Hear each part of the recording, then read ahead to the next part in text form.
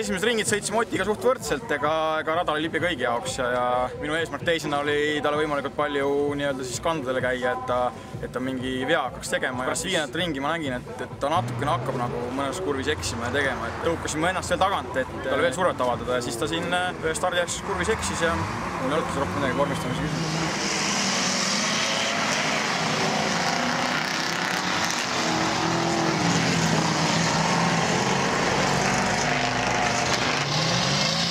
Esimene start oli ikka päris hea, et sõidu esimestel ringidel siis vaatasin, et Mikk oli päris sabas, aga 3., 4., 5.